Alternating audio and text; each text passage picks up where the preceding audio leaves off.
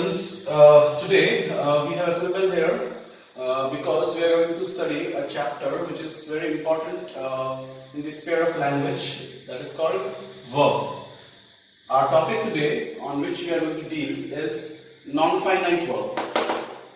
We already know that verb is a very important and very integral part of the grammar, and first we are going to learn about verb and the difference between finite verb and non-finite verb, the two forms of verb which are called finite verb and non-finite verb. So first let us know what is verb.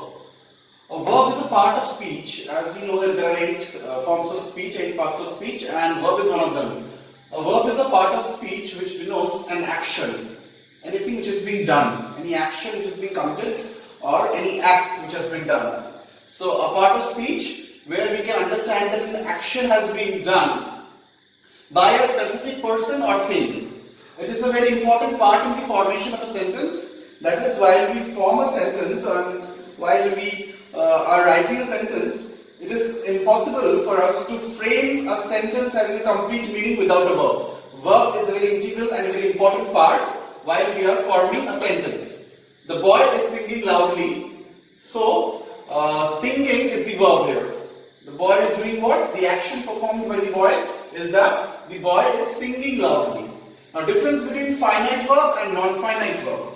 Finite verb changes according to the number and person of the subject. So, according to the number and according to the person, the finite verb changes, and non-finite verb does not alter or does not change according to number and person. So, person, first person, second person, third person, as we all know, I, you, he, she, we, they, according to that person and according to the number. According to the number, singular, plural, according to the person, finite verb do experience a change, but whereas in case of non-finite verb, there is no alteration. Let us look at the example. He is going to the market. Please be very much careful while we are going through the examples, because that will help you to understand that what I am going to explain. He is going to the market. They are told to visit the site immediately. Here we have used a form of non-finite verb that is called infinitive. So we have used infinitive here, that is going to and told to, 2 plus verb. We are using 2 plus verb. They are told to visit. So when they are visiting, they are told to. So they are told to visit. So 2 plus verb is used here. Again, going to the market. So here the to form means the infinitive form is used.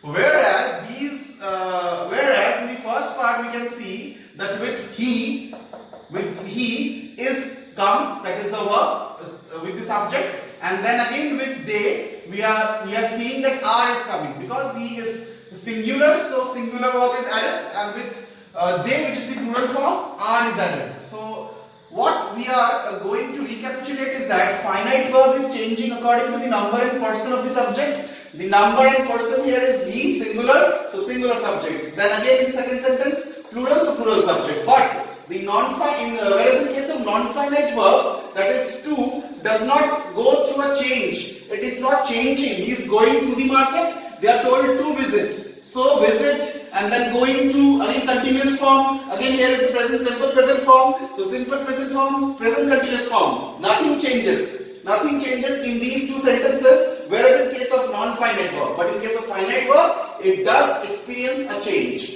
Okay, so this is the first part, the first formula that explains the difference between finite verb and non-finite verb. Now the second part.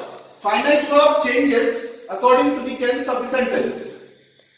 Finite verb changes according to the tense of the sentence. What does it mean? Again, let us go back to the examples to understand it in a better manner. Finite verb changes means the he and they experience, they undergo a change. Why? Because the tense is like that. He is going to the market. So here is the present continuous tense, and that is why it is the singular verb, again the verb and present continuous tense. He is going to the market. They are told to visit the site. So understood? So finite verb is now changing according to the tense of the sentence. According to the tense, it has experienced a change. Here present continuous, here again we can see that they are told. So simple past. But non-finite verb has no alteration. To remains to here, and going to and and told to. So with going also we are using to as the verb. So the verb is not changing here. As it is changed here, is going and are told.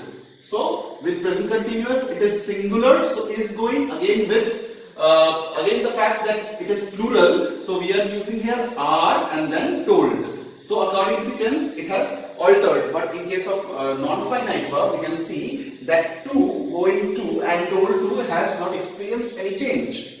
So I hope this difference is clear with you, because in our next video we will be discussing about the basic forms of non-finite verb, which is infinitive, participle and gerund. We are going to discuss about each and every non-finite verb in brief in our next video. Thank you.